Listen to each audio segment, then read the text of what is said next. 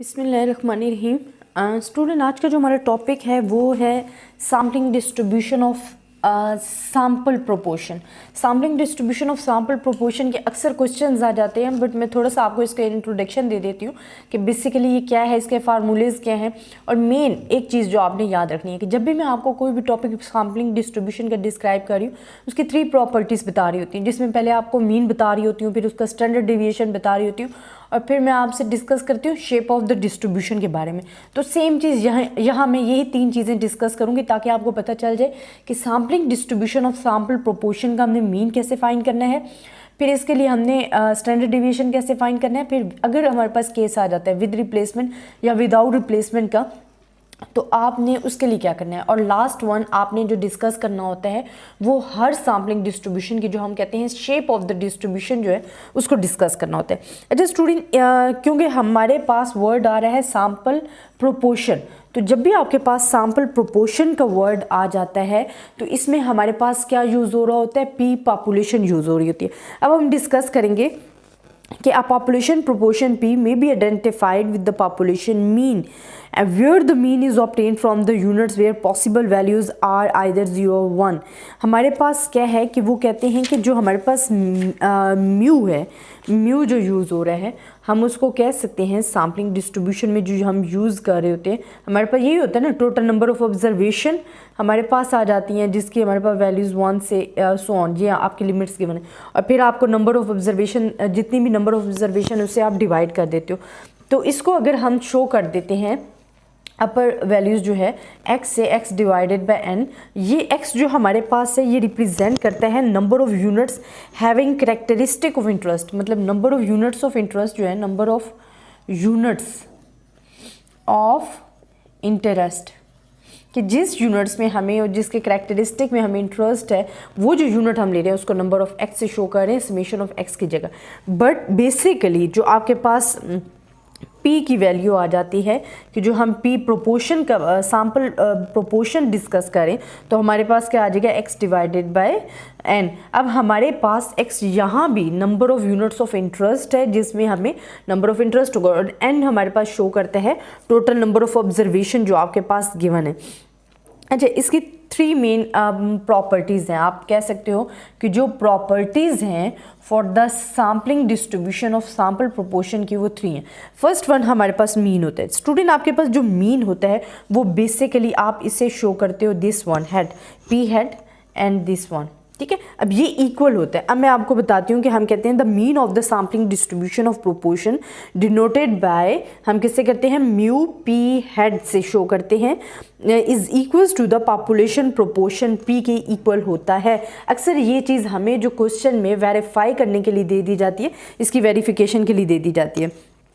Second, आपके पास जो स्टैंडर्ड डिवीएशन है, the standard deviation of sampling distribution proportion call the standard error of P head. इसको हम अक्सर कह देते हैं कि जो हम शो कर रहे होते हैं पी हेड, इसको हम standard error of P head भी कह देते हैं, and denoted by this one. और ये किससे डिनोट होता है, दिस वन। ये हमारे पास शो हो रहा है standard error of standard deviation of the sampling distribution के लिए शो हो रहा है। अच्छा, अब हमारे पास क्या होता है कि पी क्यू एंड एन, हम देखिए पी हमारे पास क्या है, प्रोबेबिलिटी ऑफ सक्सेस है, प्रोबेबिलिटी ऑफ इंटरेस्ट है, एंड क्यू हमारे पास क्या है, प्रोबेबिलिटी ऑफ फेलियर है डिवाइडेड बाय एन। बट ये केस आपका यूज़ होता है फॉर द विद रिप्लेसमेंट के लिए। यह केस हम कब यूज़ करते हैं, विद रिप्लेसमेंट के लिए, क्योंकि इसमें जो करेक्शन एरर हमारे पास जो अक्सर आ जाता है जिसे हम कहते हैं PFC आपके पास जो आ जाते हैं, वो अगर ऐड कर लें तो वो हमारे पास जो केस बन जाता है वो विदाउट रिप्लेसमेंट के लिए होता है।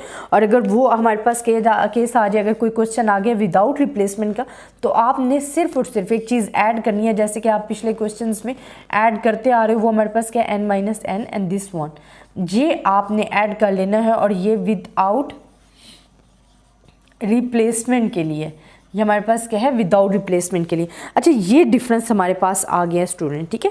हम इसको कहते हैं कि when sampling is done without replacement from the finite population and where q हमारे पास क्या होता है, आपको उन्हें पढ़ा हुआ है कि एक प्रोबेबिलिटी हमारे पास पी है, प्रोबेबिलिटी ऑफ सक्सेस है, बट क्यू हमारे पास क्या होता है कि 1 - p इज़ क्यू। तो ये हमारे पास क्या आ जाते हैं, क्यू की वैल्यू आ जाती है। It is important to remember that this one is use to be when the sample size is, हाँ, एंड ये आपको मैं बता चुकी हूँ कि ये हम कब यूज़ करते हैं, when the population size n is 5% और more than 5% of the population size n। ये मैं आपको बार बार रिपीट कर सकती हूँ कि आपने उनको टेस्ट करने हैं। जैसे कि मैं आपको ये बता चुकी थी कि अगर आपके पास जो वैल्यू है वो ये आ रही है 0.05, इसमें अगर आप टेस्ट करके देखते हो, अगर ये ट्रू आ रहा है तो आप इसको ड्रॉप कर दोगे, अगर ये ट्रू नहीं आ रहा तो फिर आप इसे यूज़ करोगे। तो वो यही बात आपको बता रही हैं थ्योरेटिकली कि आपने ऐसा करना है। व्हेन द अच्छा, ये तो हमारे पास आ गया। अगर हम कहते हैं when the population proportion p is not non and both the population and sample size large हैं, अगर हमारे पास पॉपुलेशन प्रोपोर्शन p जो है हमें मालूम नहीं है, नॉट नॉन है, एंड बोथ जो पॉपुलेशन एंड सैम्पल साइजेज हैं वो लार्ज हैं, देन हमारे पास जो sample proportion obtain from the sample data is used in the place of p in the expression of this one. तो उसको हम कैसे शो करते हैं फॉर द सैम्पल डेटा के लिए, वो मैं आपको यहाँ लिख देती हूँ ताकि आपको ज़रा डिफरेंस भी पता चल जाएगा। सैम्पल प्रोपोर्शन के लिए हमारे पास आ जाता है दिस वन, और इसमें भी आपका सेम फार्मूला है, बट आप इसको P had divided by n, और क्यू हैड हमारे पास क्या होगा, ये भी सेम होगा कि 1 माइनस पी हेड होगा। ये चीज़ें आपने स्टूडेंट अपने माइंड में रखनी है, और सिंपल इसमें भी वही रूल अप्लाई हो रहा है। देखिए ये हमारे पास विद रिप्लेसमेंट के लिए, अगर आपके पास आ जाता है कि केस विदाउट रिप्लेसमेंट का, तो आपने सेम फार्मूला लिखना है, सिर्फ आपने एडिशन कर देना है जो आप हर विदाउट रिप्लेसमेंट के लिए करते हो, तो उस चीज़ को आपने क्या कर देना है, ऐड कर देना है, एंड ये हमारे पास ये है। ठीक है, तो ये आ गया। अब लास्ट वन हमारे पास देखिए, हमने मीन की प्रॉपर्टी को डिस्कस कर दिया, और अक्सर वेरिफिकेशन में ये चीज़ दे दी जाती है। मैं आपको बताती हूँ कि जब भी हम सैम्पलिंग डिस्ट्रीब्यूशन की कोई भी डिस्ट्रीब्यूशन डिस्कस कर रहे हैं, जिस तरह के हम सैम्पल प्रोपोर्शन कर रहे हैं, उनमें 3 चीज़ें मेन माइंड में रखनी होती है। एक उनका म्यू बताना है, ये प्रॉपर्टीज़ भी आ सकती हैं, फिर आपने सिग्मा स्क्वायर के बारे में बताना है, फिर आपने 2 केसेस को डिस्कस करने कि विद रिप्लेसमेंट में हमारे पास क्या फार्मूला होता है और विदाउट रिप्लेसमेंट में हमारे पास क्या होता है। फिर अगर हमारे पास सैम्पल साइज जो पी है वो नॉन है, और सैम्पल पॉपुलेशन और सैम्पल दोनों के साइज लार्ज हैं, then we use this formula. और इसमें भी आपके विद रिप्लेसमेंट और विदाउट रिप्लेसमेंट के लिए वही सेम चीज़ आ गई। लास्ट वन आपके पास जो मेन इंपॉर्टेंट चीज़ होती है वो आपके पास आ जाती है शेप ऑफ द डिस्ट्रीब्यूशन। ये अभी सिर्फ और सिर्फ मैं आपको थ्योरी पढ़ा रही हूँ, इसके प्रोपोर्शन के जो सैम्पल प्रोपोर्शन के जो क्वेश्चंस है वो इंशाल्लाह हम नेक्स्ट वीडियोज़ में डिस्कस करेंगे। अब shape of the distribution shape of distribution, ये 3 प्रॉपर्टीज़ जो हैं ये तमाम के लिए यूज़ होती हैं। आप जितनी भी पढ़ोगे सैम्पलिंग डिस्ट्रीब्यूशन की डिस्ट्रीब्यूशंस को डिस्कस करोगे, ये 3 प्रॉपर्टीज़ आपको मेन आनी ही आनी हैं। अच्छा, इसमें हमारे पास क्या होता है, the sampling distribution of p had is the binomial distribution, however for the sufficient large sample size the sampling distribution P had is approximately normal. जब बहुत ज़्यादा लार्ज सैम्पल साइज आ जाता है फिर ये नॉर्मल की तरफ चली जाती है।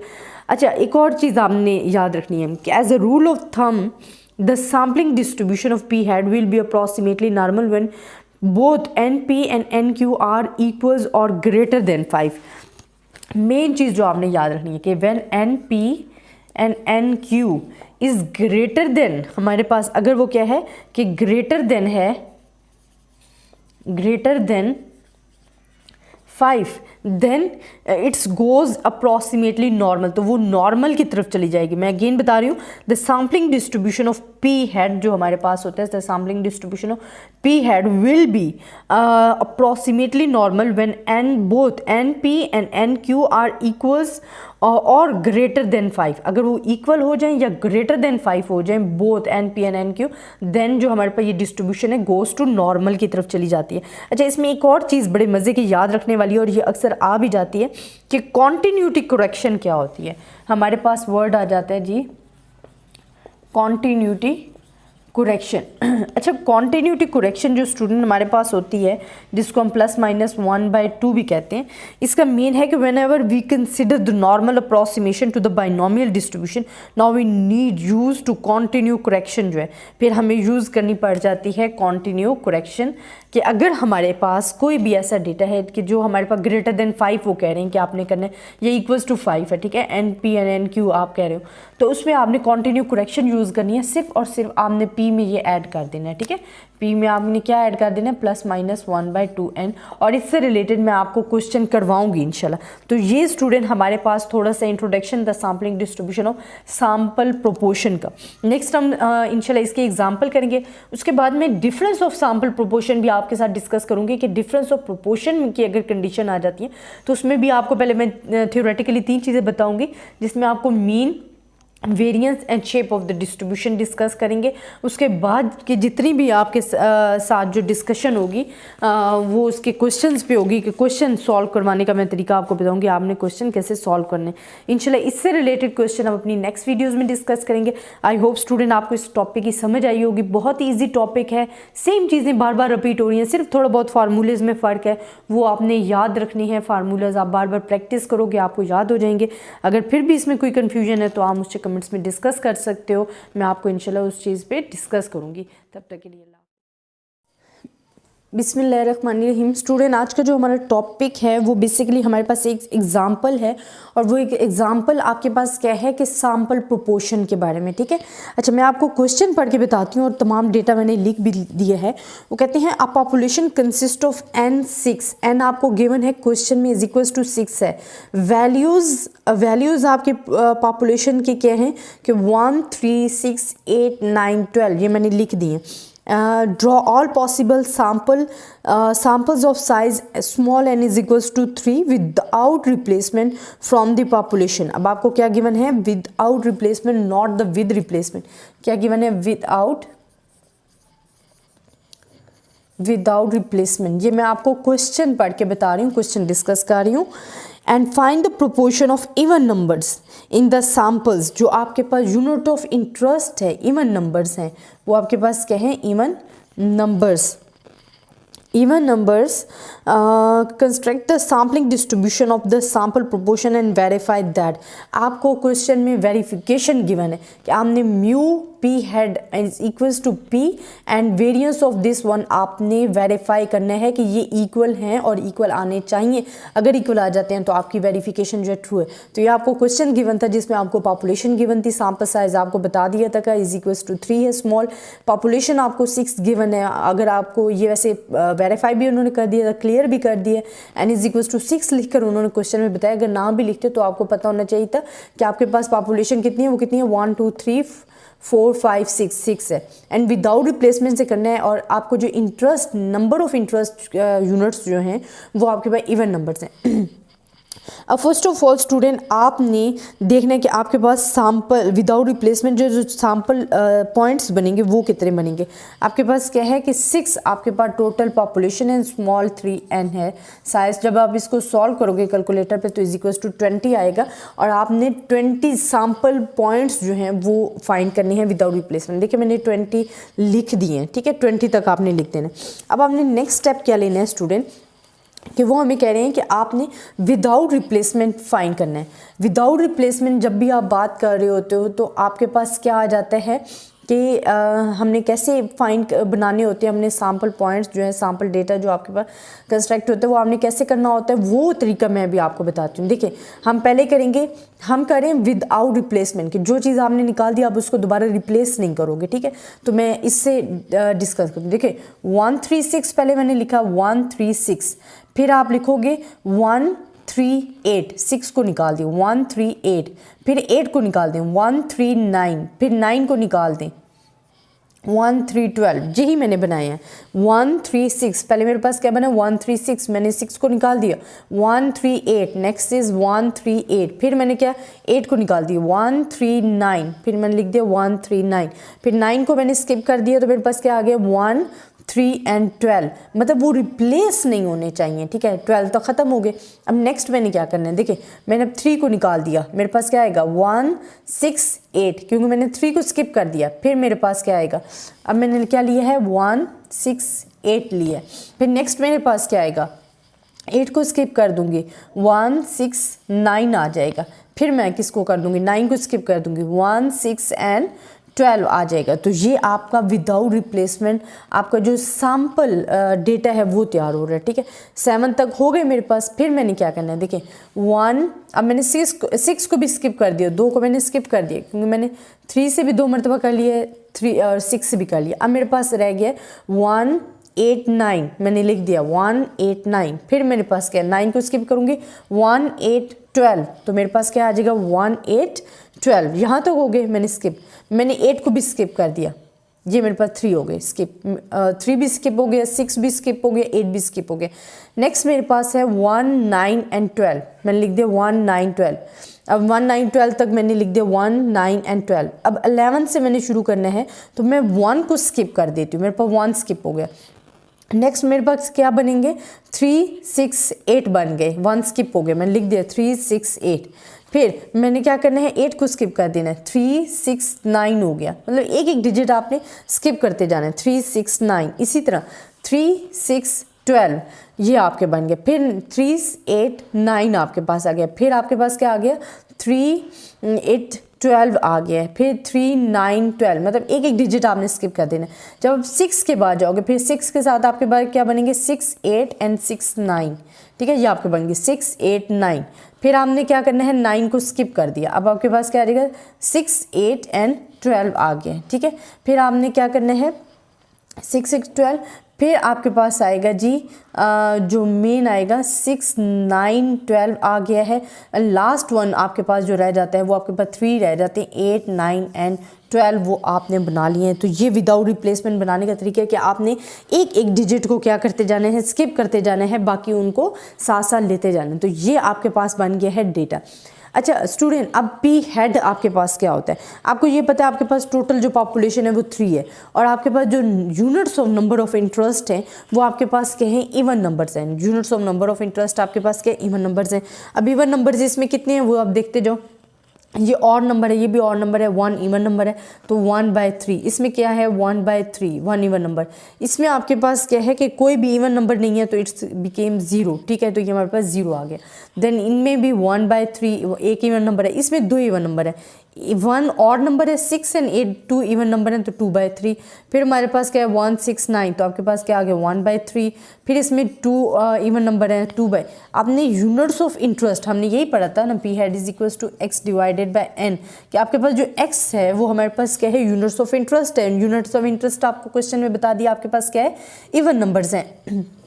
इसी तरह 1/3 2/3 1/3 2/3 आपने इवन नंबर्स देखने जाने, जितने इवन नंबर्स हैं आपने उतना ही उसको डिवाइड कर देना, 2/3, फिर 1/3 2/3 1/3 2/3 एंड लास्ट आपके पास ये क्या है 2/3 है। 6 8 12 आपके पास आ गया था, क्या था 6 8 हाँ एंड 12, तो यहाँ आपके पास क्या है 3/3 है, ठीक है, एंड इज इक्वल्स टू 1 भी आप इसको लिख सकते हो क्योंकि कटिंग होके यही आ जाएंगे। फिर हमारे पास क्या है 2/3 है, एंड अगेन आपके पास क्या आ गया 2/3। तो ये आपके पास हो गए एम पी हेड। अब स्टूडेंट आपने ये जो सैम्पल्स बनाए हैं, मैं ज़रा हट जाती हूँ ताकि आपको क्लियरली नज़र आ जाए कि पी हेड जो हमने लिए है वो हमने लिए है यूनिट्स ऑफ इंटरेस्ट, कि वो यूनिट हमने लिए हैं जिसमें हमें इंटरेस्ट था और हमने उसको फाइंड किया टोटल नंबर ऑफ ऑब्जर्वेशन से, जैसे हम पीछे डिस्कस भी कर चुके हैं अपनी थ्योरेटिकली जो हमने टॉपिक डिस्कस किया था उसमें भी हमने यही डिस्क्राइब किया था कि पी हेड यूनिट एक्स जो है वो यूनिट्स ऑफ इंटरेस्ट को शो करते हैं, एन आपके पास टोटल नंबर ऑफ ऑब्जर्वेशन होते हैं। अब हमने स्टूडेंट वेरीफाई करना है, जो चीज़ हमें वेरीफिकेशन में गिवन थी उसको हमने देखना है। इन चीज़ों को मैं लेती हूँ कि हमारे पास जो चीज़ बार बार रिपीट हो रही है, इनमें हमारे पास क्या रिपीट हो रहा है 1 है 0 है, 1/3 है, 2/3 है, एंड 1 है, मतलब 3/3 है। तो वो मैं लिख कर आपको अब डिस्क्राइब कराती हूँ, ये आप लोगों ने खुद नोट कर लेने हैं। फिर नेक्स्ट का जो प्रोसेस है वो मैं आपको करा देती हूँ, वो आपने कैसे करना है और उसको कैसे नोट आउट करना है।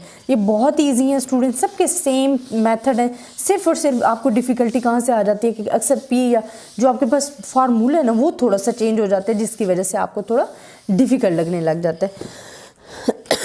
अच्छा स्टूडेंट, हमारे पास पी हेड में हमारे पास क्या क्या आ रहा था, एक हमारे पास 0 था, एक 1/3 है, एक आपके पास 2/3 है, एंड एक 1 आ रहा है, ठीक है। तो ये अब हमने टैली करनी है कि कितनी बार आ रहे हैं, इसकी प्रोबेबिलिटी फाइंड करनी है।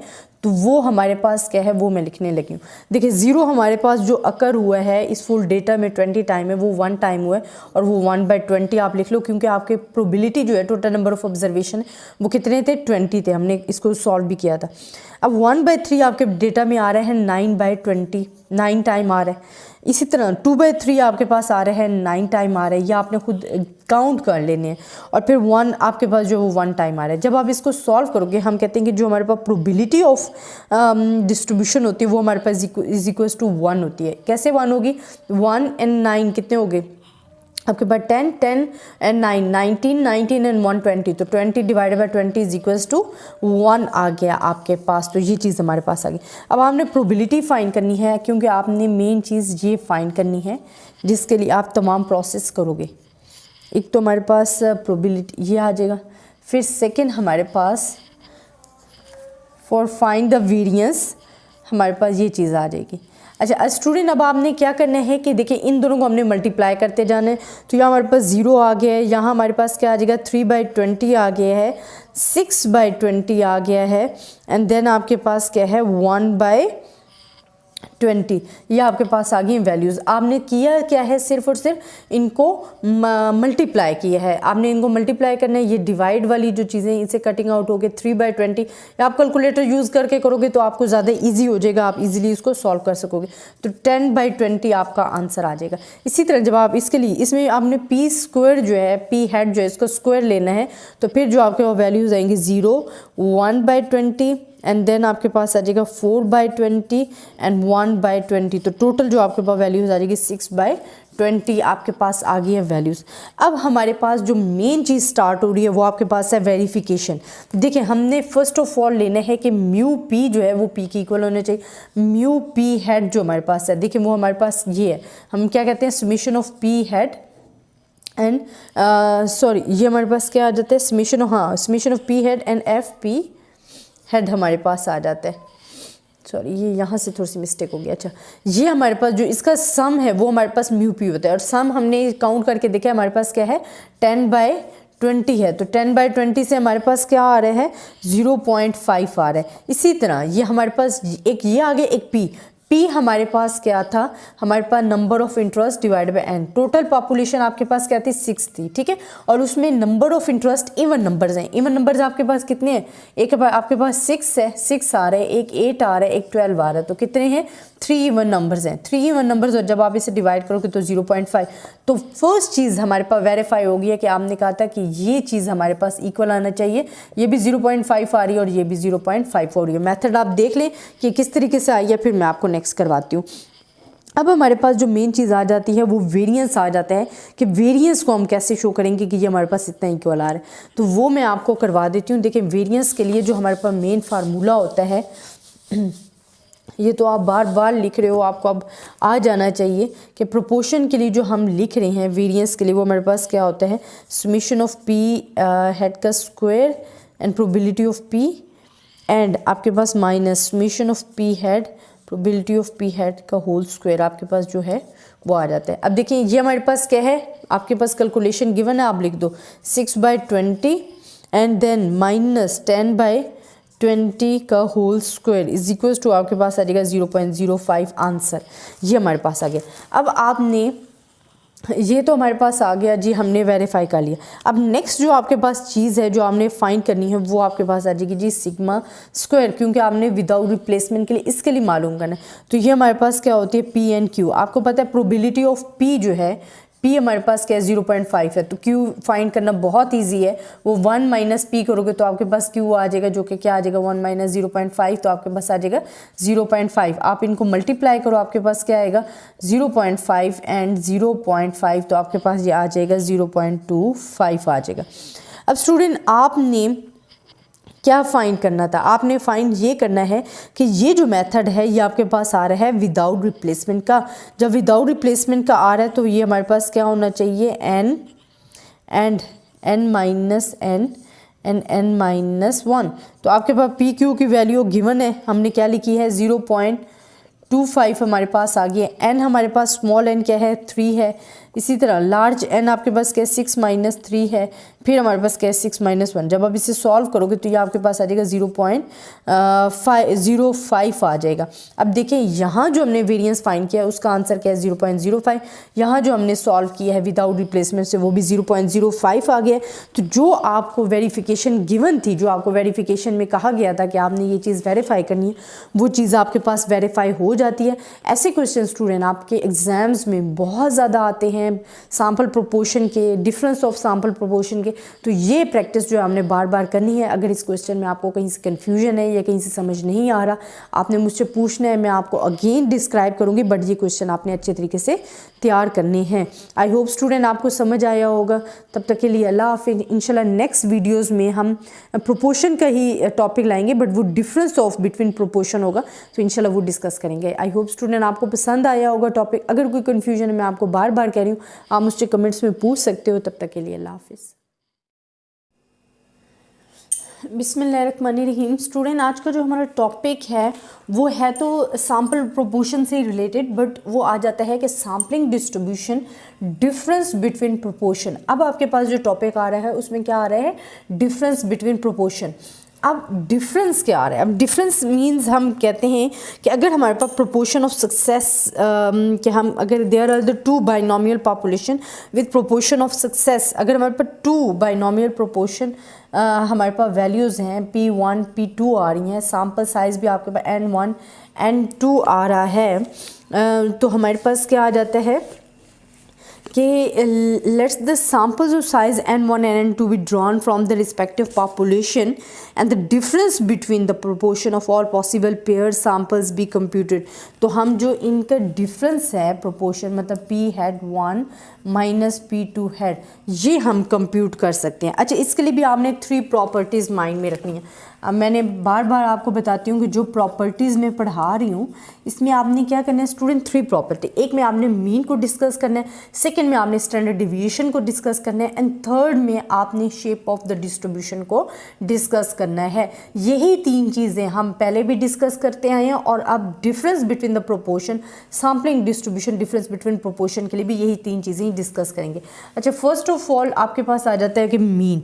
तो जब भी आप बात करते हो मीन, जैसे कि आपके पास था म्यू पी था इज इक्वल्स टू पी के इक्वल था, ठीक है, फॉर द सैम्पल प्रोपोर्शन के लिए, सिंपल के लिए, क्योंकि अब डिफरेंस ऑफ मीन है, इसमें 2 पॉपुलेशन आ गई हैं, 2 वैल्यूज़ आ गई हैं, तो आप इसे लिखोगे this one is like this, ठीक है, कि आपने म्यू आपके पास जो है, और ये शो कर रहा है डिफरेंस बिटवीन प्रोपोर्शन है, 2 प्रोपोर्शन है P1 एंड P0 का जो मीन है वो इक्वल होना चाहिए P1 माइनस P2 के, जो कि आपके पास हमारे पास P क्या होता है, probability of success, interest units वाली जो प्रोबेबिलिटी होती है, जो हमने पहले डिस्कस भी किया, क्वेश्चन में भी किया, वो हमारे पास आ जाती हैं। आप इसको कह सकते हो the mean of sampling distribution of P1, हमारे पास जो P1 head and P1 2 head denoted by this one, ये आप डिनोट करते हुए, and is equal the difference between the population proportion है, तो वो हमारे पास इक्वल होता है। अक्सर ये आपको लिखा हुआ दे दिया जाता है, मेजॉरिटी आपके पास जितने भी क्वेश्चन आते हैं, अगर आपको वेरिफिकेशन दे दी जा रही है तो आपको लिख कर देंगे कि आपने ये जी वेरीफाई करना है,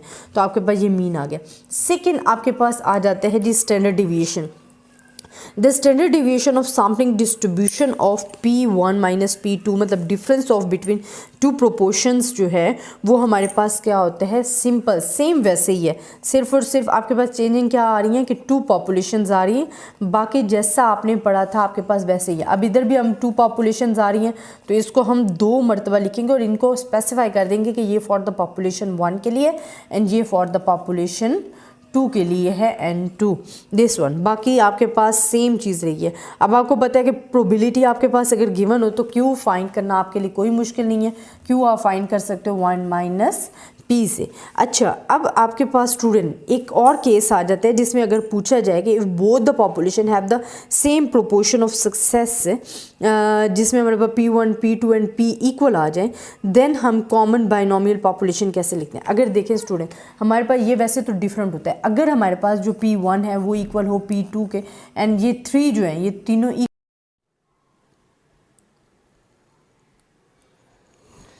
बिस्मिल्लाहिर्रहमानिर्रहीम। स्टूडेंट, आज का जो हमारा टॉपिक है वो बेसिकली एग्जाम्पल है जो कि कल हमने टॉपिक डिस्कस किया था, सैम्पलिंग डिस्ट्रीब्यूशन से रिलेटेड है। कि हमने टॉपिक डिस्कस किया था कि sampling distribution, difference between proportion. तो जो डिफरेंस बिटवीन प्रोपोर्शन का जो टॉपिक हमने डिस्कस किया था ये उसी से रिलेटेड एग्जाम्पल है, जिसमें आपको मैं क्वेश्चन मैंने आपको स्क्रीन पे शो किया है इस और बाकी मैं आपको इन्फॉर्मेशन लिख कर साथ बताती जाती हूँ। स्टूडेंट, क्वेश्चन हमारे पास क्या है कि उन्होंने कहा है कि 2 रैंडम सैम्पल्स ऑफ साइज, आपके पास साइजेस क्या हैं, n1 is equals to 40 and n2 आपको गिवन है जी 45। ये क्वेश्चन में गिवन है, क्वेश्चन मैंने शो किया था। Are drawn from a binomial population with p आपके पास प्रोबेबिलिटी भी आपको गिवन दे दी है 0.60। What is the probability of that -0.15। ये मैं क्वेश्चन आपसे डिस्कस कर रही हूँ स्टूडेंट। जो क्वेश्चन में आपको बताया गया कि आपने इस चीज़ की जो है प्रोबेबिलिटी फाइंड करनी है फॉर डिफरेंट बिटवीन प्रोपोर्शन। अब स्टूडेंट आपको पता चल गया है कि ये हमारे पास जो क्वेश्चन है ये डिफरेंस बिटवीन प्रोपोर्शन, क्या आपको पता कैसे चलेगा?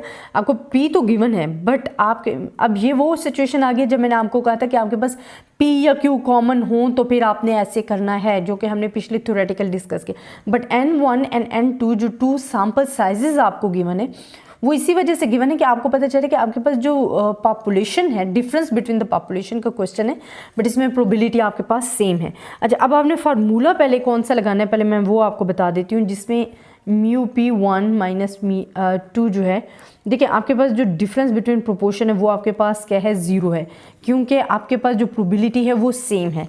अब आपने फार्मूला कौन सा लगाना है मैं आपको फार्मूला बता देती हूँ। फार्मूला आपके पास लगेगा PQ 1/n1 प्लस 1/n2। अब स्टूडेंट आपके पास जो प्रोबेबिलिटी है वो आपके पास क्या है कि कॉमन है, सेम है। तो आप इसके लिए क्या लिखोगे? आपको अगर P गिवन है 0.60, आपने Q फाइंड करना है। तो मैंने आपको बताया था कि जब भी आप Q फाइंड करते हो तो वो हमारे पास किसके इक्वल होता है, 1 माइनस P के। अब आपके पास P क्या है? P हमारे पास है जी 1 माइनस 0.60, तो जो आपके पास आएगा वो 0.40 आएगा। तो आपने इधर लिख लेना है 0.40। अब आपके पास सैम्पल साइजेस तो आपको गिवन है, n1 आपको गिवन है 40 प्लस n2 आपको क्या गिवन है, 45। जब आप इसे सॉल्व करोगे तो जो आपके पास आंसर आएगा वो 0.106 आ जाएगा सिग्मा। अब स्टूडेंट आपने फाइंड करना है, उन्होंने क्या जी आपने ये चीज़ फाइंड करनी है, मतलब या आपको shape of the distribution find करने के लिए कह रहे हैं। तो शेप ऑफ डिस्ट्रीब्यूशन जो आप फाइंड करते हो तो वो आप कैसे फाइंड करते हो? z is equals to P1 P2 hat जो हमारे पास हैं, जो हमने फाइंड करना है, -0 आपके पास क्या है, मीन है, एंड स्टैंडर्ड डिविएशन आपके पास क्या है, 0.106। आपके पास यही फार्मूला होता है ना, यहाँ आपको मीन गिवन होता है, यहाँ आपको स्टैंडर्ड डिविएशन गिवन होता है। तो मैंने स्टैंडर्ड डिविएशन भी फाइंड किया हुआ, मीन भी फाइंड किया, मैंने लिख दिया बाकी। अच्छा, अब आपने यहाँ वैल्यूज़ जो लिखनी है, एक आपके पास वैल्यूज़ गिवन है -0.15 के लिए आपने फाइंड करना है, एक आपने फाइंड करना है +0.15 के लिए। माइनस के लिए जब आप फाइंड करेंगे तो आपके पास जो आ जाएगा वो हमारे पास क्या आएगा, -0.15 -0 एंड 0.106। आप इसे सॉल्व करोगे तो आपके पास ये आंसर आ जाएगा फॉर द नेगेटिव -0.15 के लिए। अगर पॉजिटिव के लिए आप करोगे तो पॉजिटिव के लिए जो आपकी वैल्यू आएगी वो आपके पास सिर्फ माइनस का निशान आ जाएगा, बाकी 1.42 आ जाएगा। अच्छा, अब इसको हमने यूज़ करना है, area under the curve find करना है। हमने इसे नॉर्मल डिस्ट्रीब्यूशन को देखना है, आप यहाँ से देख लें। अगर इस चीज़ में कोई कन्फ्यूजन होती है तो आप मुझसे कमेंट्स में पूछेगा। इसमें कोई स्टूडेंट कोई डिफ़िकल्ट बात नहीं है, हमने सिंपल मीन फाइंड किया है, स्टैंडर्ड डिविएशन फाइंड किया, फिर आपके पास जो गिवन थी वैल्यूज उसमें पुट किया है। अब आपको जो वो कह रही हैं कि आपने जो फाइंड करना है वो हमने फाइंड करने हैं ये 2 पॉइंट्स, ये 2 पॉइंट फाइंड करने। तो आपके पास area under the normal curve के लिए जो हम नॉर्मल डिस्ट्रीब्यूशन भी पढ़ते हैं उसमें बार बार हमने यही चीज़ डिस्कस की थी, इस तरह से इस पर मैं ज़्यादा आपको डिस्कस नहीं करके बता रही। इसमें आपने क्या करना है, 0.15 आपके पास आ जाएगा। जब आपने इसको z की वैल्यू में कन्वर्ट किया है तो आपके पास जो वैल्यू आई है वो क्या आई है, आपके पास -1.42 एंड z आपके पास क्या है, +1.42 आपके पास आ गया। तो आपने इसे सॉल्व करने हैं, प्रोबेबिलिटी ऑफ -1.42 z की वैल्यू कहाँ तक जाएगी, 0 तक, प्लस आपके पास प्रोबेबिलिटी ऑफ 0 एंड जी की वैल्यू आपके पास क्या आ जाएगी 1.42 आपके पास। आप जब इसे टेबल्स में देखोगे तो जो आपके पास वैल्यूज़ आएंगी 4.222 प्लस 0.4222 और आप इसे प्लस कर लो तो 0.8, ये 4, ये आंसर आ जाएगा। तो आपके पास आ जाएगी डिज़ायर्ड प्रोबेबिलिटी। अब स्टूडेंट अगेन मैं आपको बता रही हूँ कि आपको ऐसे क्वेश्चंस, ये मैंने आपको कल ही बताया था कि difference between mean of proportion, कि जब आपके पास जो प्रोबेबिलिटी है वो एक ही गिवन होती है, ठीक है, आपको बार बार उस चीज़ को, तो हमारे पास प्रोबेबिलिटी है वो एक ही गिवन है, ठीक है, बट साइजेस 2 गिवन है, इट्स मीन के 2 पॉपुलेशंस हैं, ठीक है, बट प्रोबेबिलिटी हमारे पास सेम है। तो जो फार्मूला कल मैंने आपको बताया था ये वाला, ये आपने अप्लाई करना है। ऐसे क्वेश्चंस आपके एग्जाम्स में बार बार आते हैं, तभी मैं आपको ये डिस्कस करके बता रही हूँ। जो टॉपिक आप लोगों के लिए इम्पॉर्टेंट है मैं उन्हीं पे ज़्यादा डिस्कशन कर रही हूँ कि वो स्टूडेंट्स को क्लियर हो। अगर आपको इन टॉपिक्स में कोई प्रॉब्लम होता है स्टूडेंट या आपको समझ नहीं आ रही है तो आप मुझे कमेंट्स में बताइएगा। बाकी इसमें कुछ भी डिफ़िकल्ट नहीं था, आपने सिंपल फार्मूले में पुट किए हैं वैल्यूज़। आपके पास P1 P2 जो था वो तो गिवन ही नहीं था, तो वो आपके पास 0 था। फिर आप shape of the distribution Z find करने के लिए, जो आपको यह फाइंड करने के लिए कह दिया जाता है, तो आप उसमें वैल्यूज़ हमने इनमें सिंपल पुट की थी और उन वैल्यूज़ को पुट करके हमने जो shape of the distribution find कर लिए, तो ये हमारे पास क्वेश्चन सॉल्व हो जाए। ऐसे क्वेश्चन आपके पास बार बार आते हैं पेपर्स में। स्टूडेंट आपने इन क्वेश्चंस पे फोकस करना है। अगर इन क्वेश्चंस के आपको डिफरेंस नहीं पता चल रहा या आप लोगों को कुछ कन्फ्यूजन है तो आप मुझसे डिस्कस कर सकते हैं। मेरी कोशिश ये होती है कि मैं हर पॉइंट पे आपको हाईलाइट करके बताऊं कि ये चीज़ आनी है, या कोई प्रॉब्लम मुझे लगता है कि स्टूडेंट्स के लिए ज़्यादा इस टॉपिक में क्रिएट होगा तो वो मैं आपसे डिस्कस कर लेती हूँ। अगर कोई चीज़ रह भी जाती है तो आप मुझे टॉपिक नेम लिखकर बता दिया करें, मैं आपसे डिस्कस कर लिया करूँगी। आई होप स्टूडेंट आपको मेरी वीडियो पसंद आई होगी। तब तक के लिए अल्लाह हाफिज़। इंशाल्लाह नेक्स्ट वीडियो हम पॉपुलेशन, डिफरेंस बिटवीन पॉपुलेशन के साथ बट न्यू कंडीशन के साथ हम करेंगे कि हमारे पास अगर कोई डिफरेंट कंडीशन आ जाए तो फिर हमने ये क्वेश्चन कैसे सॉल्व करने, वो भी मैं आपको साथ ही बताऊँगी। अल्लाह हाफिज़ स्टूडेंट।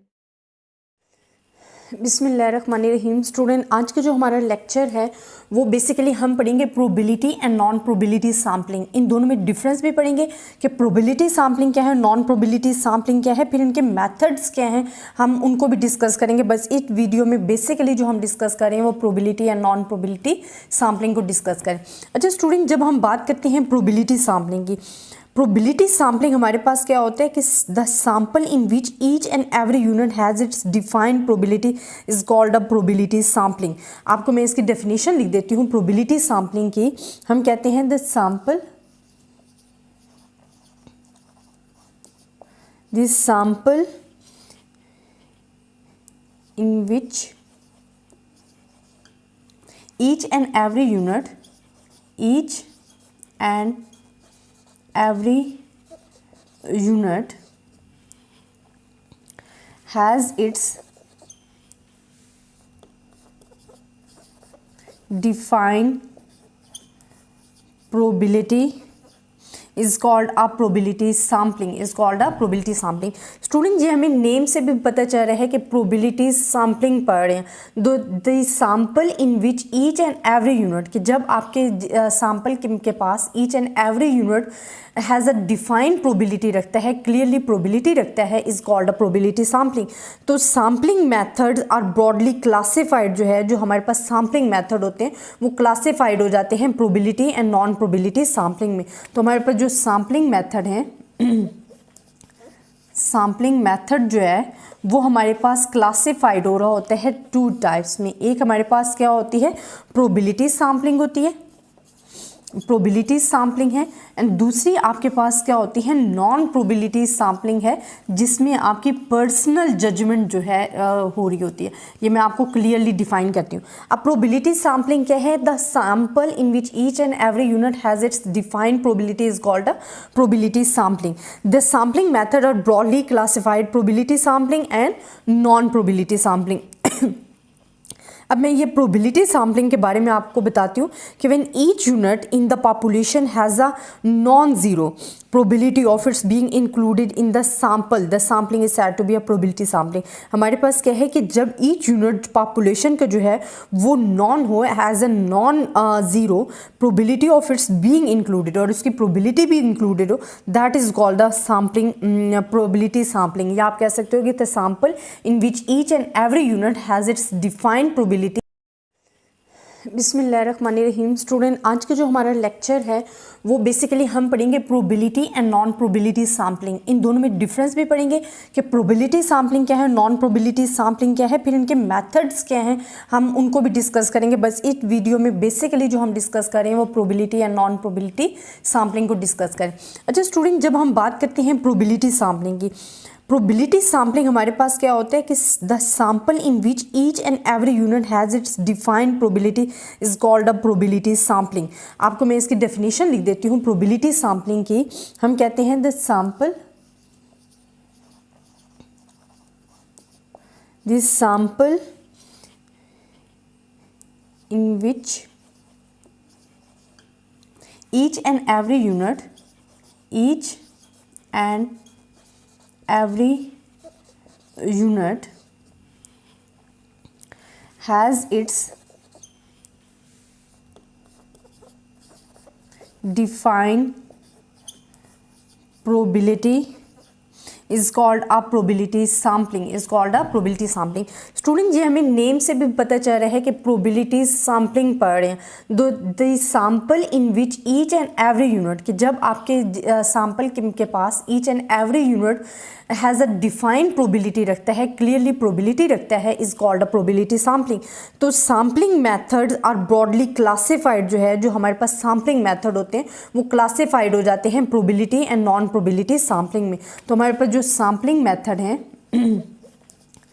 सैम्पलिंग मेथड जो है वो हमारे पास क्लासिफाइड हो रहा होता है टू टाइप्स में। एक हमारे पास क्या होती है, प्रोबेबिलिटी सैम्पलिंग होती है, प्रोबेबिलिटी सैम्पलिंग है, एंड दूसरी आपके पास क्या होती है, नॉन प्रोबेबिलिटी सैम्पलिंग है, जिसमें आपकी पर्सनल जजमेंट जो है हो रही होती है।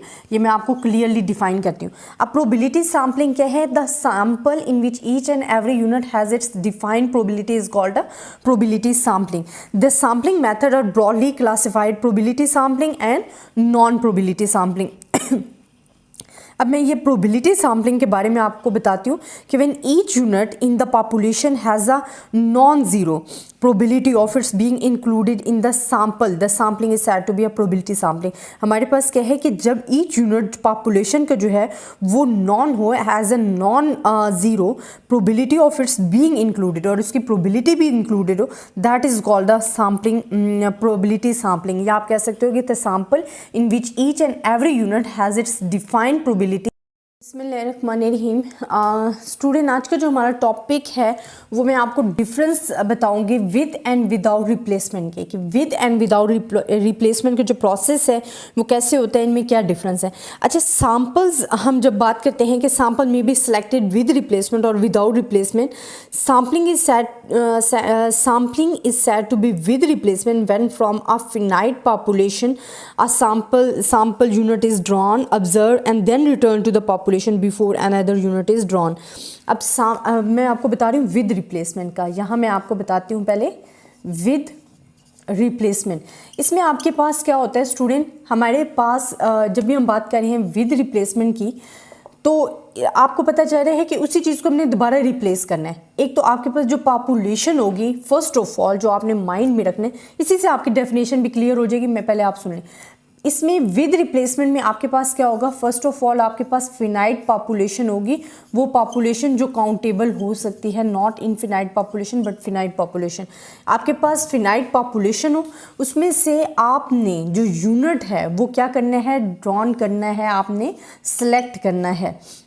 उस यूनिट को, सैम्पलिंग यूनिट को जब आप ड्रॉन करोगे देन आपने उससे ऑब्जर्व करना है। ठीक है, आपने क्या करना है, ऑब्जर्व करना है, एंड देन अगेन आपने क्या कर देना है, रिटर्न टू द पॉपुलेशन कर देना है। आपने क्या कर देना है, रिटर्न टू पॉपुलेशन।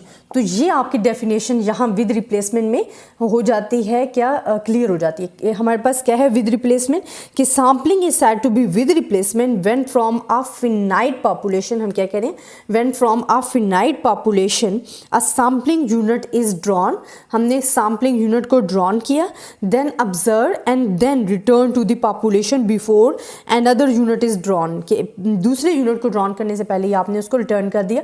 तो इसमें आपके पास क्या होती है, जो पॉपुलेशन का साइज होता है फिनाइट पॉपुलेशन का, वो आपका सेम रहता है, वो आपका चेंज नहीं होता। क्योंकि अब मैं इसी की एक एग्जांपल दे देती हूँ। फॉर एग्जांपल आपके पास एक बैग है, ठीक है, उसमें आपके पास डिफरेंट बॉल्स हैं।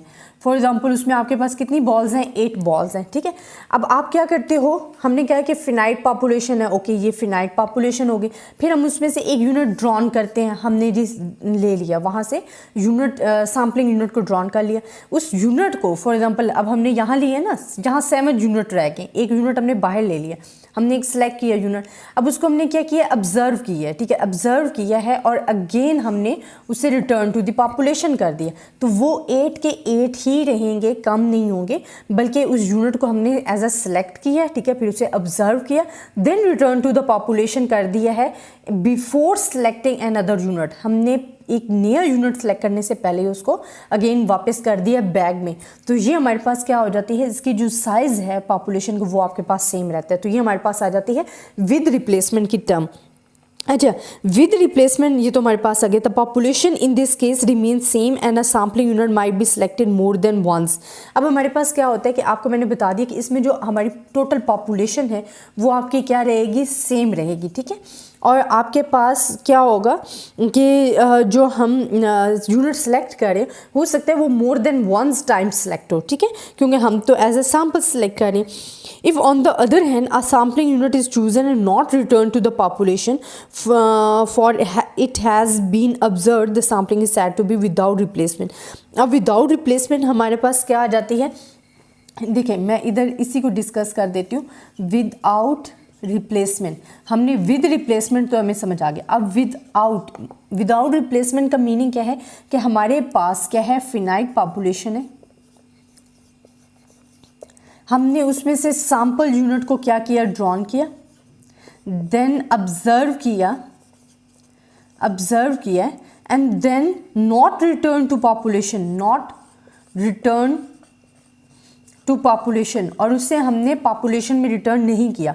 अब इसके भी मैं एग्जांपल देती हूँ। सेम ऐसी एग्जांपल है कि एक हमारे पास बैग है जिसमें हमारे पास कितने यूनिट हैं, फॉर एग्जांपल हमारे पास 6 यूनिट हैं। हमने क्या किया है, उसमें से एक सैम्पल जो है वो सेलेक्ट किया, उसे ड्रॉन किया है, फिर उसी सैम्पल को हमने क्या किया, ऑब्जर्व किया है एंड फिर उसको हमने रिटर्न नहीं किया है। इसको हमने रिटर्न जो है वो नहीं किया है, बल्कि इसको हमने आउट ही कर दिया। तो ये हमारे पास आ जाता है विदाउट रिप्लेसमेंट, कि आप फिनाइट पॉपुलेशन में से अपने सैम्पलिंग यूनिट्स को ड्रॉन करते हो, देन ऑब्जर्व करते हो, but not return to the population is called a without replacement. तो ये आपकी क्या आ जाती है, डेफिनेशन भी आ जाती है और आपको इधर से समझ। तो ये क्लियरली आप देख लें स्टूडेंट, इनमें डिफरेंस। फिर हमारे पास क्या होता है, here the sampling units can not be selected again for the sample as units drawn और नॉट रिप्लेस। फिर हम तो इधर कहते थे कि हमारे पास जो सैम्पल साइज होता है वो सेम रहता है, पॉपुलेशन साइज जो है वो हमारे पास सेम रहता है, बट यहाँ हमारे पास पॉपुलेशन साइज सेम नहीं रहता, बल्कि कम होता जाता है, क्योंकि हम उस यूनिट को निकाल देते हैं। देन आप कहते हो कि आपका यहाँ जो यूनिट हमारे पास विद रिप्लेसमेंट में सेलेक्ट हो रहे हैं वो आप हो सकता है मोर देन वंस टाइम भी सिलेक्ट हो, बट यहाँ आपके पास ये सिचुएशन नहीं होती, क्योंकि आप जब एक यूनिट निकाल देते हो, आप उसको दोबारा रिटर्न नहीं करते हो, तो जो आपका यूनिट है वो ओनली वन टाइम ही एज अ यूनिट सेलेक्ट होगा।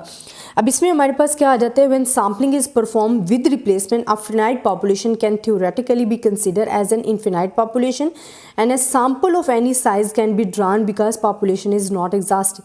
तो ये स्टूडेंट हमारे पास डिफरेंस आ जाता है with sampling with and without replacement. I hope student आपको इनका डिफरेंस समझ में आया होगा।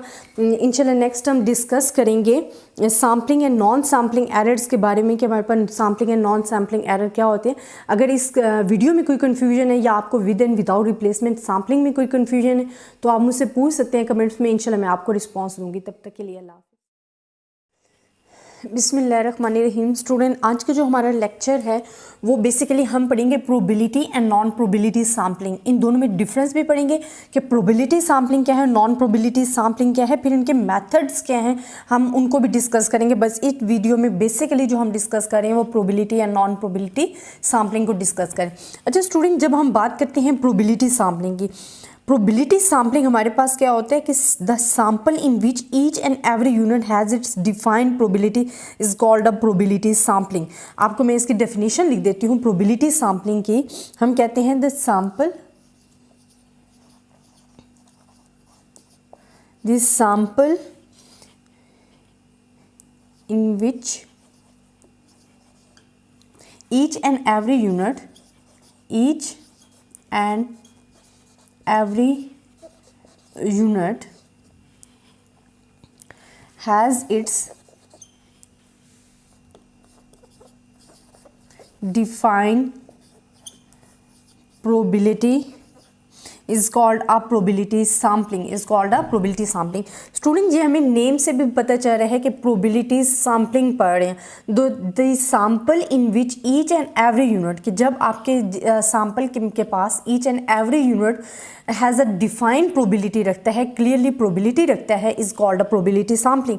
तो sampling methods are broadly classified, जो है जो हमारे पास सैम्पलिंग मेथड होते हैं वो क्लासिफाइड हो जाते हैं probability and non probability sampling में.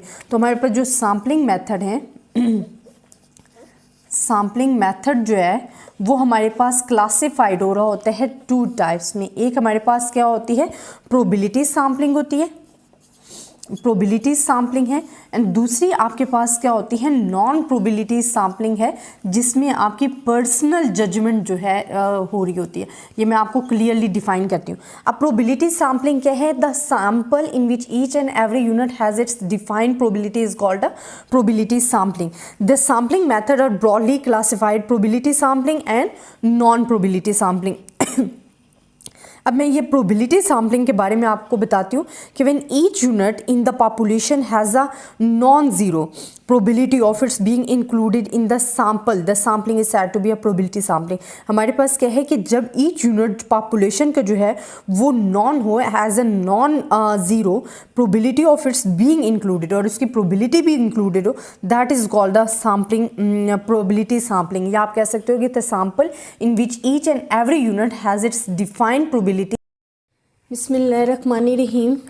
स्टूडेंट आज का जो हमारा टॉपिक है वो बेसिकली है sampling and non sampling error. Student ये जो मैं आपको बता रही हूँ कि probability and non probability sampling, या sampling with and without replacement, या sampling and non sampling error जो मैं आपसे डिस्कस कर रही हूँ, ये स्टूडेंट आपके पास अक्सर क्वेश्चंस जो हैं थ्योरी में, जो स्टूडेंट्स मैंने क्योंकि पैटर्न तमाम बोर्ड के डिस्कस किए हुए हैं, मेरे चैनल पे हैं, आप देख सकते हैं, तो उनमें अक्सर मैंने देखा है कि जो आपके प्रीवियस पेपर्स हैं उनमें इनके डिफरेंस बहुत ज़्यादा पूछ लिए जाते हैं कि what is the difference between the sampling and non sampling error, what is the difference between with and without replacement. तो आपने ये जो डिफरेंस है ना ये माइंड में रखने हैं. मैं कोशिश करती हूँ कि वो टॉपिक आपसे डिस्कस करूँ जो आपके एग्जाम्स में बार बार रिपीट होते हैं, या कि जो मुझे लगता है कि मोस्ट इंपॉर्टेंट है, वो टॉपिक मैं ज़्यादा उन पर फोकस कर रही होती हूँ. अच्छा student, sampling and non sampling error क्या है? फर्स्ट ऑफ ऑल हम डिस्कस करते हैं अबाउट सैम्पलिंग एरर, कि हमारे पास सैम्पलिंग एरर क्या है. अच्छा, सैम्पलिंग एरर पहले मैं इसका लिखती हूँ कि हमारे पास x बार माइनस म्यू. अब ये जो डिफरेंस है it's called a sampling error. अब हमारे पास x बार क्या है? x बार हमारे पास है जी सैम्पल स्टैटिस्टिक. हमारे पास क्या है? सैम्पल स्टैटिस्टिक जो है वो हमारे पास क्या है? x bar. एंड म्यू जो है वो शो करता है true value of population parameter, true value of population parameter, true value of population parameter is denoted by mu. अच्छा, अब मैं आपको बताती हूँ सैम्पलिंग एरर क्या है. A sample being only a part of population cannot perfectly represent the population no matter how carefully the sample is selected. हम कहते हैं कि जो हमारे पास सैम्पल है वो पार्ट ऑफ पॉपुलेशन होना ज़रूरी नहीं है कि ये एक गुड सैम्पल हमने सेलेक्ट कर लिया कि जी वो पार्ट ऑफ पॉपुलेशन हमने उसमें से सेलेक्ट कर लिया, बट कि ऐसे बहुत सारे चांसेस बन जाते हैं जिसमें एरर आने के चांसेस हमारे पास आ जाते हैं.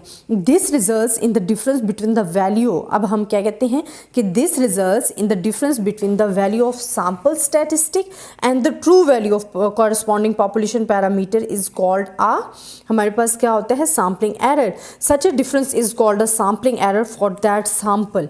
अब हमारे पास क्या है स्टूडेंट, हम डेफिनेशन अगर आपको करनी है सैम्पलिंग एरर की तो आपने क्या करना है? The difference between the sample statistic and the true value of corresponding population parameter is called a sampling error. ये हमारे पास क्या आ जाता है? सैम्पलिंग एरर आ जाता है. अब हम क्या कहते हैं कि अगर हमारे, अच्छा इसकी एक बेस्ट चीज़ भी मैं आपको बताऊंगी. हम कहते हैं from a sample size of n है and mu corresponding population parameter है, डिफरेंस जो है is called a sampling error. ये मैंने आपको डिस्क्राइब कर दिया. अच्छा, अब हमारे पास क्या होता है कि आपके पास जो इसकी बेस्ट चीज़ होती है कि जैसे जैसे आपका सैम्पल साइज़ जो है, सैम्पल साइज़ जो है वो इंक्रीज़ होता जाएगा। तो सैम्पलिंग एरर जो है, तो जो सैम्पलिंग एरर है, सैम्पलिंग एरर जो आप डिस्कस करें वो आपका रिड्यूस होता जाएगा, कम होता जाएगा।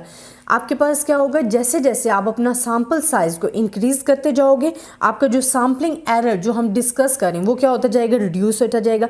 And the complete enumeration there is no sampling error as x bar becomes equals to mu. तो हमारे पास क्या होगा कि एट द एंड जब आपका जो कंप्लीट सेंसेस होगी, क्योंकि हम कहते हैं जैसे जैसे हमारा सैम्पल साइज़ बढ़ता जाता है सैम्पलिंग एरर हमारा रिड्यूस होता जाए, तो एट द एंड आपके पास क्या हो जाता है कि x bar is equals to mu हो जाता है। जो सैम्पलिंग एरर है वो रिड्यूस हो जाता है, बिल्कुल ख़त्म हो जाता है, कम हो जाता है।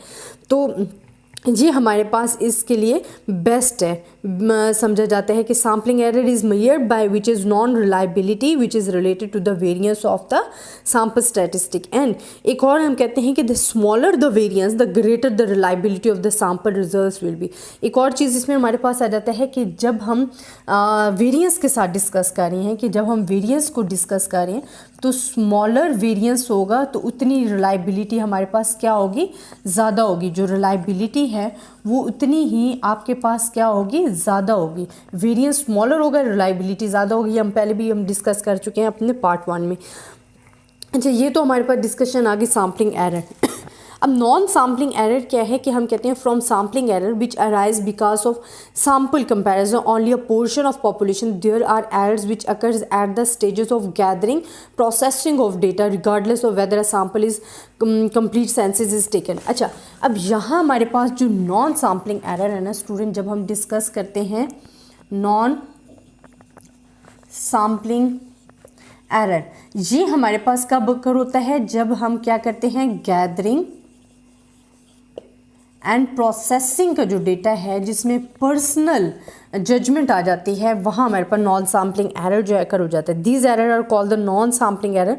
Non sampling errors include all kinds of human errors है। नॉन सैम्पलिंग एरर्स क्या करता है, इंक्लूड करता है all kinds of human mistakes जो हैं, ह्यूमन एरर्स जो हैं वो हमारे पास आ जाते हैं नॉन सैम्पलिंग एरर्स में। अब ह्यूमन एरर्स हमारे पास कहाँ का अकर हो सकते हैं, हम कहते हैं कि हमारे पास जो रिस्पॉन्स है, अगर आप कर रहे हो तो हमारे पास क्या आ जाते हैं, जो सैम्पलिंग फ्रेम है हमारे पास फॉल्टी सैम्पलिंग फ्रेम आ सकता है। ठीक है, सैम्पलिंग फ्रेम, और सैम्पलिंग फ्रेम क्या होता है, कंप्लीट लिस्ट ऑफ सैम्पलिंग जो होती है वो हमारे पास सैम्पलिंग हो सकता है उसमें गलती हो। ठीक है, फिर गैदरिंग या प्रोसेसिंग में गलती हो जाए, फिर नॉन रिस्पॉन्स आपके पास आ जाता है। नॉन रिस्पॉन्स के अक्सर हमें रिस्पॉन्स ही सही नहीं मिलता है इन द क्वेश्चनियर्स के, जो आपके क्वेश्चनियर्स में भेजे जाते हैं, डिफरेंट क्वेश्चंस होते हैं, उन कोटा को फिल करके जो आपका रिस्पॉन्डेंस होता है उसने देना पड़ता है ईमेल के ज़रिए, तो अक्सर वो रिस्पॉन्स ही नहीं करते हैं। अगर रिस्पॉन्स भी करते हैं तो उन क्वेश्चंस का गलत रिस्पॉन्स देते हैं, तो वहाँ हमारे पास क्या होता है, मिस्टेक्स के चांसेस हो जाते हैं। फिर एरर आ जाते हैं जी एडिटिंग एंड कोडिंग में आ जाते हैं, कि ये तमाम वो मिस्टेक्स हैं कि जो इंसानी ह्यूमन से अकर होने के ज़्यादा चांसेस होते हैं, तो वो तमाम मिस्टेक्स इंक्लूड हो जाती हैं नॉन सैम्पलिंग एरर पे, क्योंकि नॉन सैम्पलिंग एरर है ही पर्सनल जजमेंट पे। ठीक है, अच्छा, फिर हमारे पास अगर प्रॉपर सिलेक्शन नहीं हुई क्वेश्चनियर्स की, प्रॉपर सिलेक्शन नहीं हुई क्वेश्चनियर्स की, वहाँ भी हमारे पास एरर्स आने के चांसेस होते हैं। इन्वेस्टिगेशन नहीं हुई, प्रॉपर ट्रेनिंग नहीं की गई, जो आपके इन्वेस्टिगेटर हैं उनकी प्रॉपर ट्रेनिंग नहीं हुई है, वो अनट्रेन है, तो वहाँ भी हमारे पास मिस्टेक होने के चांसेस ज़्यादा होते हैं। तो हमारे पास क्या हो सकता है कि हम कहते हैं कि नॉन सैम्पलिंग एरर जो है include all kinds of human errors जो हैं, रिस्पॉन्स जिसमें हम कहते हैं फॉल्टी रिस्पॉन्स हो जाएगा, non response to mail questionnaires है, errors of observation, miss allocation of observation है, these error avoided through the. और अच्छा, इन एरर से हम बच कैसे सकते हैं, आपने अपने जो क्वेश्चंस बनाने हैं क्वेश्चनियर्स में वो प्रॉपर हों और ईजी हो और अंडरस्टैंड टू द कॉरेस्पॉन्डिंग्स होने चाहिए, कि जो दूसरों को समझ भी आए कि हमसे पूछ कह रहे हैं। देन आपके पास क्या होने चाहिए कि एक following up the non response, कि अगर फॉर एग्जांपल आपको फुल रिस्पॉन्स नहीं मिला तो आपके पास उनके कॉन्टैक्ट्स हो, आप उनसे दोबारा रिस्पॉन्स कर सको, उनसे दोबारा बातचीत कर सको। फिर प्रॉपर ट्रेनिंग ऑफ इन्वेस्टिगेटर्स जो है वो होना लाजमी है। फिर हमारे पास क्या हो कि कलेक्टेड इंफॉर्मेशन की जो टीम है वो आपकी बहुत ज़्यादा ट्रेंड हो, प्रॉपर हो, और दूसरा आपके पास वेल एजुकेटेड हो, तो वो हमारे पास एरर जो है ऐसे रिमूव हो सकते हैं। अब आपको पता चला कि स्टूडेंट हमारे पास सैम्पलिंग या नॉन सैम्पलिंग एरर्स में क्या फ़र्क है। सैम्पलिंग एरर्स हमारे पास बेसिकली क्या है कि sample static, the difference between the sample statistic and the true value of population parameter is called the sampling error. आपके पास सैम्पलिंग एरर में एक जो बेस्ट चीज़ है, जो अच्छा रिस्पॉन्स ये होता है कि जैसे जैसे आपका सैम्पल साइज़ इंक्रीज़ होता जाता है, आपका सैम्पल एरर जो है, सैम्पलिंग एरर, वो रिड्यूस होता जाता है। और एट द एंड जैसे आपकी कंप्लीट सेंसेस कंप्लीट होती है, जो आप कर रहे हो, पॉपुलेशन जैसे ही आपकी कंप्लीट होती है जो भी आपने ली हुई है, तो आपका जो एरर है वो रिड्यूस हो जाता है, ख़त्म हो जाता है। उसमें आपके एट द एंड क्या आ जाता है कि एक्स बार इक्वल आ जाता है म्यू के, तो जो आपका एरर आ रहा होता है वो आपका क्या हो जाता है, ख़त्म हो जाता है। अच्छा, फिर आपसे अक्सर ये पूछ लिया जाता है कि एरर और बायस में क्या फ़र्क है। ये वर्ड जो आपको मैं लिख रही हूँ बायस, इसका मैं बताऊँगी इनमें फ़र्क यही होता है कि यहाँ तो एरर ख़त्म हो जाता है बट बायस को ख़त्म करना मुश्किल होता है। ये आपका टर्म टू टर्म साथ ही चल रहा होता है, बल्कि इंक्रीज़ होता जाता है। ये मैं साथ आपके बेसिकली नेक्स्ट वीडियोज़ में इंशाल्लाह डिस्कस करूँगी। अच्छा, सैम्पलिंग एरर में हमारे पास क्या है कि सैम्पल साइज़ इंक्रीज़ हो गया, सैम्पलिंग एरर रिड्यूस्ड हो गया, और एट द एंड आपका बिल्कुल ख़त्म ही हो जाता है। अच्छा, रिलायबिलिटी के लिए आपके पास क्या होता है कि वेरिएंस जितना स्मॉलर होगा उतनी रिलायबिलिटी आपकी ज़्यादा होगी, आपको अच्छा रिस्पॉन्स मिलेगा। नॉन सैम्पलिंग एरर आपका क्या होता है कि पर्सनल जजमेंट है, पर्सनल, उसमें तमाम ह्यूमंस एरर्स के आने के चांसेस होते हैं, क्योंकि हम क्या कहते हैं, नॉन सैम्पलिंग एरर जो है वो हम कैसे कहते हैं कि वो गैदरिंग या प्रोसेसिंग के जब हम कर रहे होते हैं, प्रोसेस कर रहे होते हैं, उसमें आने के चांसेस ज़्यादा होते हैं। और इसमें क्या होता है, include all kinds of human errors जो हैं वो शामिल होते हैं, जिसमें हम कह सकते हैं कि जी फॉल्टी सैम्पलिंग फ्रेम सेलेक्ट कर लिया है, तो आपके पास अच्छे ट्रेनर्स नहीं है, एडिटिंग एंड कोडिंग में होगी, प्रॉपर सिलेक्शन आपने नहीं की, प्रॉपर ट्रेनिंग नहीं की, तो ऐसे जितने भी हमारे पास मिस्टेक्स आ जाती हैं, गलतियां आ जाती हैं जो कि हम ह्यूमन एरर्स की वजह से आ रही हैं, वो नॉन सैम्पलिंग एरर्स में इंक्लूड होती हैं। और इनको ख़त्म कैसे किया जा सकता है, जब आपके पास क्वेश्चनियर्स इजी हों, ईमेल का प्रॉपर तरीका हो, क्वेश्चन ज़्यादा इजी हों, फिर आपके वेल ट्रेंड आपके पास टीम होनी चाहिए, तो ये तमाम चीज़ें जो हैं वो आपकी नॉन सैम्पलिंग एरर को ख़त्म कर सकती हैं। बट फिर भी नॉन सैम्पलिंग एरर जो है वो ह्यूमंस पे है और वहाँ मिस्टेक आने के ज़्यादा चांसेस होते हैं, तो नॉन सैम्पलिंग एरर जो है उसमें इंक्लूड हो जाती हैं, ऑल ह्यूमन एरर जो है वो इंक्लूड हो जाते हैं। अच्छा, ये तो डिफरेंस था between the sampling and non sampling error. इंशाल्लाह नेक्स्ट वीडियोज़ में हम डिस्कस करेंगे अबाउट द बायस और उनके सिलेक्शन के तरीके, या बायस को ख़त्म करने का तरीका क्या है, और फिर बायस एंड एरर में क्या डिफरेंस है, तो ये भी मैं इंशाल्लाह नेक्स्ट वीडियोज़ में आपके साथ डिस्कस करूँगी। आई होप स्टूडेंट आपको मेरा लेक्चर पसंद आया होगा।